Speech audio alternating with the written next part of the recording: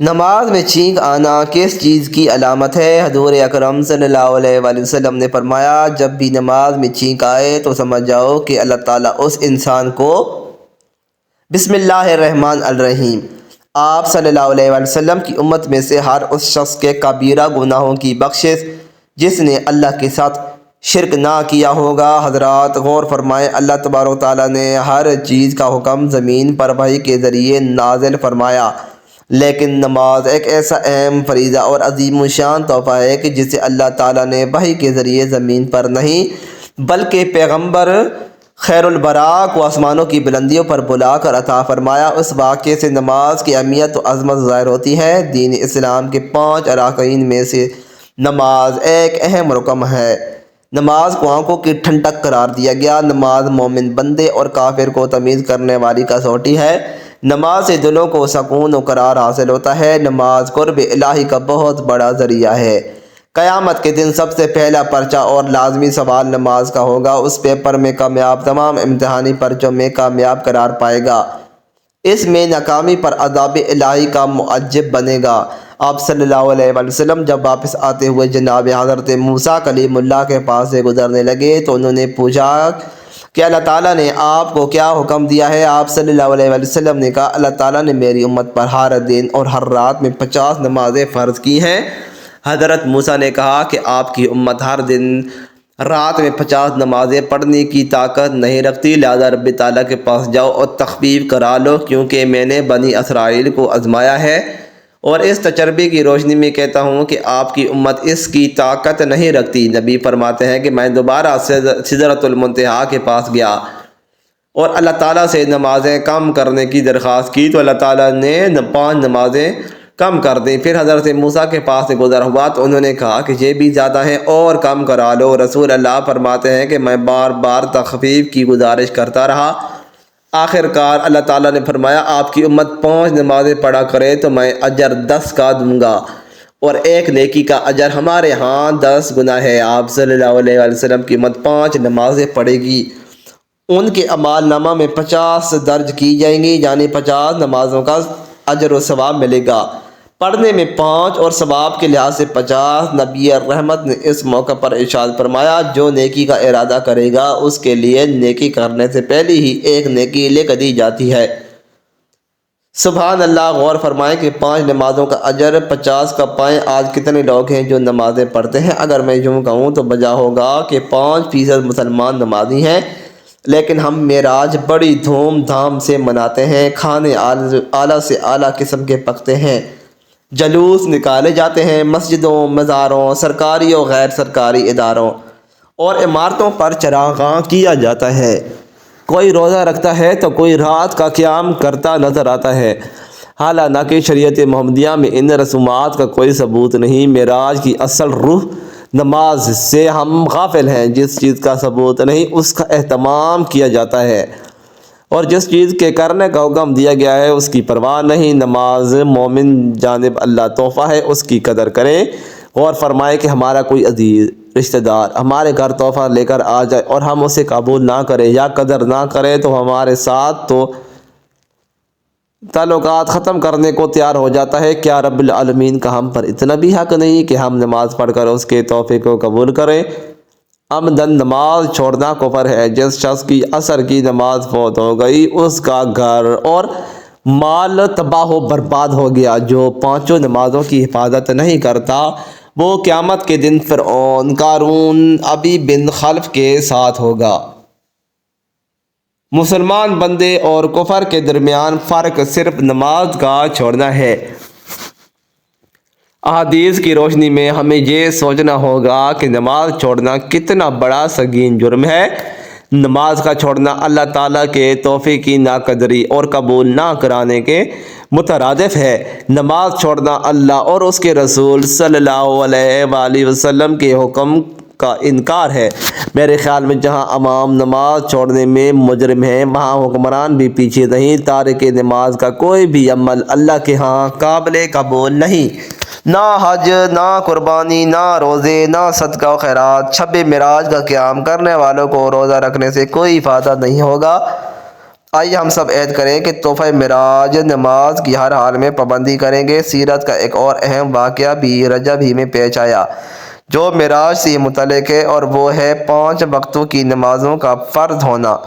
واضح رہنا چاہیے کہ نمازیں پہلی امتوں پر بھی فرض تھیں، خود قرآن مجید میں اس کا اشارہ موجود ہے۔ حضرت ابراہیم علیہ السلام نے کعبۃ اللہ کی تعمیر کرتے ہوئے اس کی غرض یہی بتائی کہ جہاں نمازیں قائم کی جائیں گی۔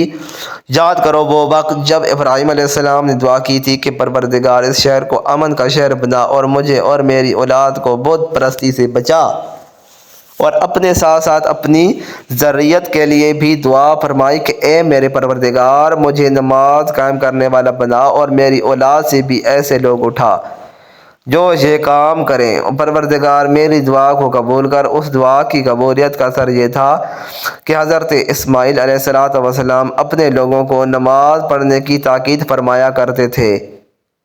قرآن میں جو واقعات ذکر کیے گئے ہیں ان سے معلوم ہوتا ہے کہ حضرت شعیب علیہ السلام کی امت میں بھی نماز تھی، اور ان کی قوم اس سلسلے میں ان کو طعنہ دیا کرتی تھی۔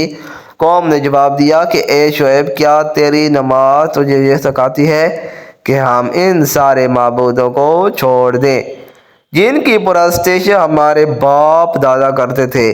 حضرت لوط، حضرت اسحاق، حضرت یعقوب علیہ السلام اور ان کی نسلوں کو قرآن مجید کے بیان کے مطابق نماز کا حکم دیا گیا تھا۔ حضرت موسیٰ، حضرت ہارون علیہ السلام اور ان کی قوم بنی اسرائیل کو بھی نماز کا حکم فرمایا گیا۔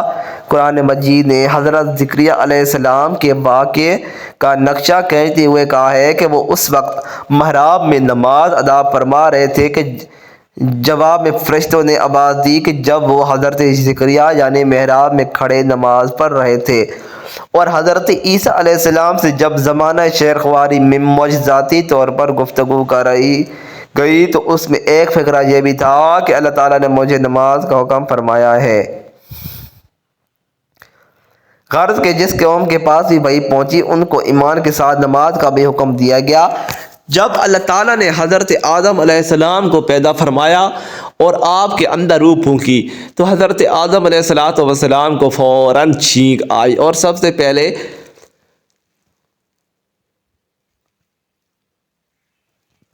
حضرت آدم علیہ السلام نے اللہ کی توفیق سے چھینک پر الحمدللہ فرمایا۔ چھینکنا اچھی بات ہے، چھینک انسان کی صحت کی علامت ہے۔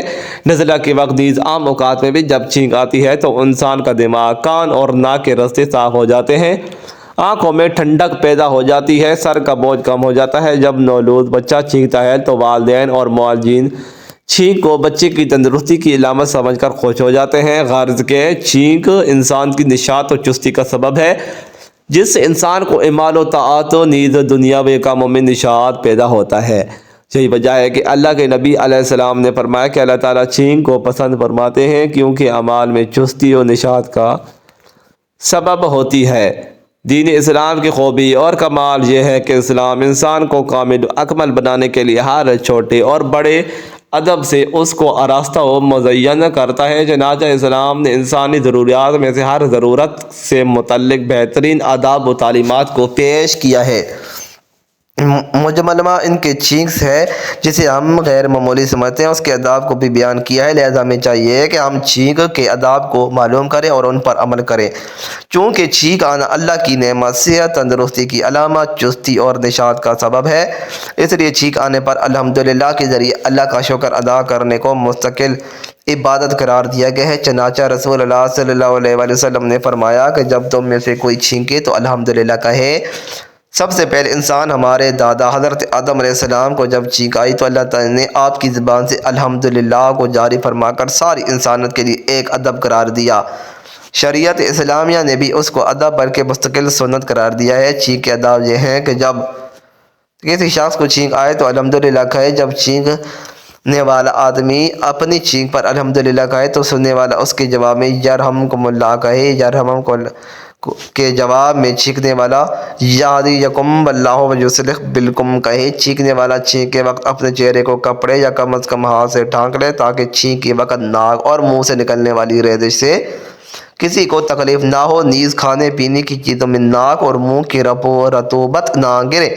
چھینک کے وقت اپنی آواز کو پست رکھے۔ آپ علیہ السلام چھینک کے وقت اپنے چہرے کو کپڑے یا ہاتھ سے ڈھانک لیتے تھے اور آواز کو پست کر لیا کرتے تھے۔ محرم عورتیں چھینک کر الحمدللہ کہیں تو محرم مردوں کے لیے یرحم کو لا کہنا ضروری ہے، نیز محرم مرد کی چھینک کا جواب دینا بھی ضروری ہے۔ مسلمان بھائی چھینک کر الحمدللہ کہے تو اس کے جواب میں یرحم کہنا یہ اس کا شرعی حق ہے۔ رسول اللہ صلی اللہ علیہ وآلہ وسلم نے فرمایا، ایک مسلمان بھائی پر دوسرے مسلمان بھائی کے لیے 6 حقوق ہیں۔ جب کوئی مسلمان بھائی بیمار ہو جائے تو اس کی عیادت کرے، جب کسی مسلمان کے وفات ہو جائے تو اس کے جنازے میں شرکت کرے، دعوت دے تو قبول کرے، سلام کرے تو سلام کا جواب دے، چھینک پر الحمدللہ کہے تو اس کے جواب میں یرحم کو لا کہے۔ مسلمان بھائی کی موجودگی اور غیر موجودگی میں اس کے ساتھ خیر خواہی کا معاملہ کرے۔ جب چھینکنے والا الحمدللہ کہے تو سننے والا پر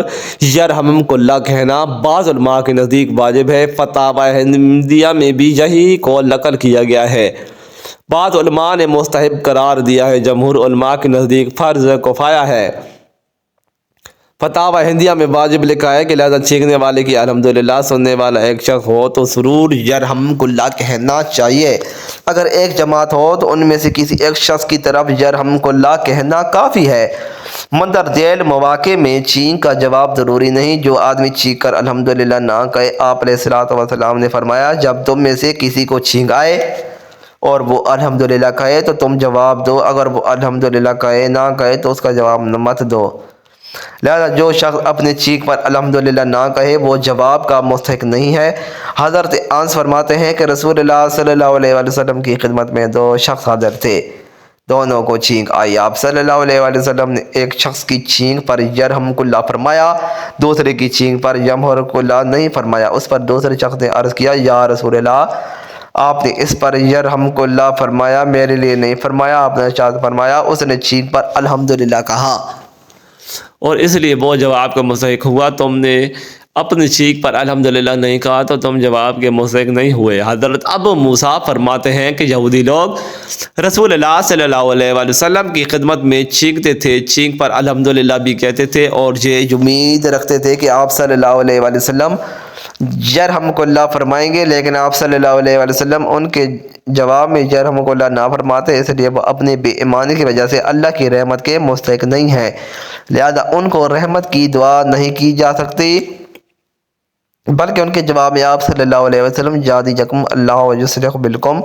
فرماتے، اللہ تم کو ہدایت دے اور تمہارے احوال درست فرمائے۔ جمعہ و عیدین کے خطبات کے وقت میں جواب نہ دے۔ کوئی شخص بیت الخلاء میں چھینک کر الحمدللہ کہے تو اس کا جواب بھی لازم نہیں۔ اگر کسی شخص کو نماز میں چھینک آ گئی اور اس نے بے اختیار الحمدللہ کہہ دیا تو نماز فاسد نہیں ہوگی۔ جو نمازی چھینکنے والے کے جواب پر یرحم اللہ کہے تو اس کی نماز فاسد ہو جائے گی۔ رفاع بن رافع رضی اللہ تعالیٰ عنہ کہتے ہیں کہ میں نے رسول اکرم صلی اللہ علیہ وآلہ وسلم کے پیچھے نماز پڑھی، مجھے چھینک آئی تو میں نے الحمدللہ حمد کثیرن طیبا مبارکہ پی ہے، مبارک علیہ کما جب رضی اللہ کہا۔ جب رسول اللہ صلی اللہ علیہ وسلم نماز پڑھتے تو آپ نے پوچھا، نماز میں کون بول رہا تھا؟ تو کسی نے جواب نہیں دیا۔ پھر آپ نے یہ بات دوبارہ پوچھی تو کہ نماز میں کون بول رہا تھا؟ اس بار بھی کسی نے جواب نہیں دیا۔ پھر آپ نے تیسری بار پوچھی کہ نماز میں کون بول رہا تھا؟ رفاع بن رافع رضی اللہ تعالیٰ عنہ نے عرض کیا، میں تھا اللہ کے رسول۔ آپ نے پوچھا تم نے کیا کہا تھا؟ انہوں نے کہا کہ یوں کہا تھا، الحمدللہ حمدن کثیرن طیبا مبارکہ فیہ مبارک علیہ کما یحب ربنا ورزی۔ تو نبی کریم صلی اللہ علیہ وآلہ وسلم نے فرمایا، قسم ہے اس ذات کی جس کے قبضے میں میری جان ہے کہ 30 سے زائد فرشتے اس پر جھپٹے کہ اسے کون لے کر آسمان پر چڑھے۔